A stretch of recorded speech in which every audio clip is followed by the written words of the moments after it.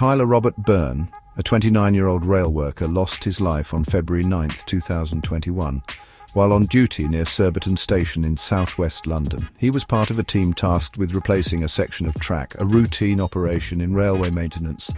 Tragically, the worksite was struck by a passenger train travelling at high speed.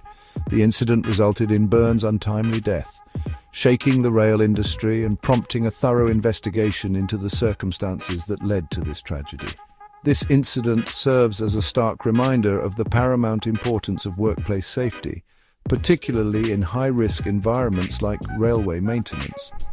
Byrne's death sent shockwaves through the tight-knit railway community and beyond.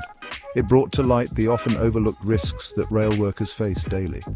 The investigation that followed revealed a series of systemic failures that contributed to the incident.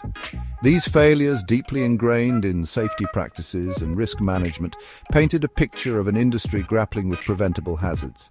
The incident was not merely a consequence of individual error, but rather a symptom of broader organizational shortcomings. It underscored the need for a comprehensive overhaul of safety protocols and a renewed commitment to the well-being of those who maintain the nation's critical rail infrastructure.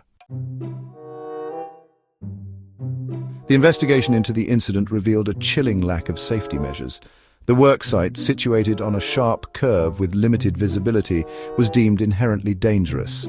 Compounding this, the team lacked adequate warning systems. The absence of a lookout dedicated to monitoring approaching trains further amplified the risk. This critical oversight meant that the workers had little to no time to react when the passenger train suddenly appeared. Adding to the tragedy, the investigation uncovered a disturbing disregard for proper risk assessment. The work plan failed to adequately account for the known hazards of the location. The lack of a comprehensive risk assessment meant potential dangers were not identified, let alone mitigated. This negligence exposed the workers to unnecessary and ultimately fatal risks. This failure to adequately assess and address risks points to a deeper systemic issue within Network Rail. It suggests a culture where shortcuts were normalized and safety procedures were not given the priority they deserved. The investigation, led by the Rail Accident Investigation Branch, concluded that Network Rail, the organisation responsible for the UK's rail infrastructure, had failed in its duty to protect its workers. The RAIB's findings exposed a series of shortcomings within Network Rail. These included inadequate safety procedures, a lack of proper training, and ineffective communication channels. The report highlighted the organisation's failure to implement and enforce its own safety protocols, directly contributing to the tragedy. In a landmark legal case, Network Rail pleaded guilty to breaching health and safety regulations. The court recognised the gravity of the failings and imposed a hefty fine of £1.1 million. This significant penalty underscored the severity of the negligence and sent a strong message about the importance of workplace safety. Beyond the financial penalty, Network Rail faced intense scrutiny and criticism from both within the industry and the public. The incident tarnished the organisation's reputation and prompted urgent calls for sweeping reforms to prevent future tragedies.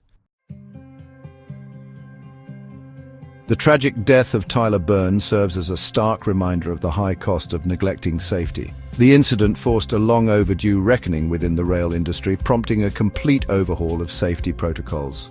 Network Rail, in response to the incident and subsequent investigation, implemented a series of changes. These changes included revised risk assessment procedures, enhanced communication protocols, and mandatory safety training programs for all trackside personnel.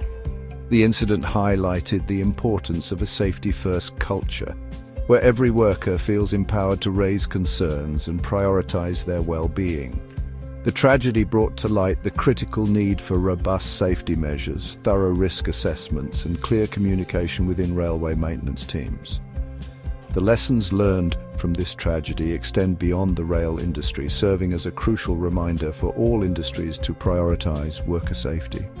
It underscores the need for proactive risk management, continuous improvement of safety protocols, and a culture that values the well-being of its workforce above all else. Only through such comprehensive efforts can we hope to prevent similar tragedies from occurring in the future.